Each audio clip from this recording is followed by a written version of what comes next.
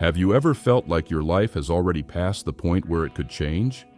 Not because something terrible happened, but because nothing did. You look around and see the world moving forward, new careers, new relationships, new beginnings. And somehow you're still standing in the same place. A quiet thought creeps in. Maybe I'm too late. Maybe the window has closed. Maybe this is just who I am now. The truth is, the feeling of being too old is rarely about age. It's about distance. The distance between where you are and where you still want to be. And the longer you wait, the more that distance starts to feel permanent. Let me tell you a story about someone who thought she was done. Her name was Claire. At 41, she had a stable job, a normal routine. From the outside, everything looked fine, but inside, she felt a constant pressure, like she was watching her life from behind glass. Every morning, she went through the motions, emails, work, bills, but every night she felt a low ache. Not sadness, just the awareness that something unfinished was inside her. Claire used to dream of creating, writing, building something meaningful. But life didn't collapse, it simply filled up. Slowly, her dreams faded into the background. At 24, Claire said, "I'll start once I'm more stable." At 29, "I'll start when I have more time." At 34, "I'll start when I feel ready." At 38, she stopped saying it aloud. At 41, she asked herself, "If I don't start now, when exactly am I planning to?" That question haunted her. She watched younger coworkers take risks. She watched friends starting businesses, writing books. She didn't lose, but she didn't begin either. One evening, Claire found an old notebook filled with ideas from over a decade ago. She realized the person who wrote those pages thought she still had time. Her dreams had become artifacts. That night, Claire couldn't sleep. She feared the next 10 years would look exactly like the last 10. A few days later, Claire went to a bookstore cafe. She opened her laptop, stared at the blank document, but nothing came. Her mind was full of noise. You're too late. You're behind. After nearly an hour, she closed the laptop, and then someone spoke beside her.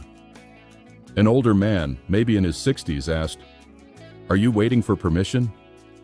Claire blinked. "What?" He nodded toward her laptop. "That look, I've seen it. It's the look of someone who wants to begin but feels like they missed the timeline." Claire laughed awkwardly. "I think I did." He didn't argue but asked, "How old do you think you'll be in 5 years?" 46, Claire said. "And you'll be 46 either way," he said. "Time doesn't pause if you don't move. It only accumulates. The real choice is what you accumulate with it." Claire stared at him. Then he added, "The problem isn't that you're too old. It's that you're treating your life like it's already concluded." Claire realized how true it was. Calling herself too old was protection. It kept her from disappointment, from trying, from starting over.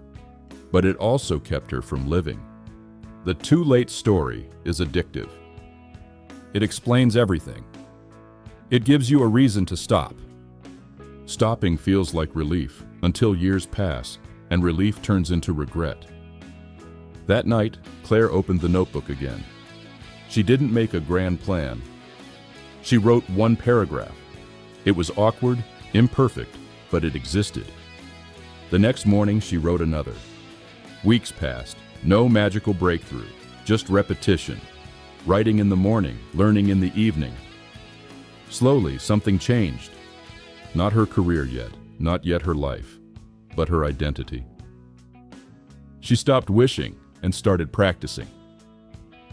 3 months later, Claire shared a short piece online. It didn't get much attention, but she didn't mind. The action was the point. 6 months later, she joined a local writing group. She was the oldest person there, but she soon realized everyone was a beginner. Age wasn't the divider. Avoidance was.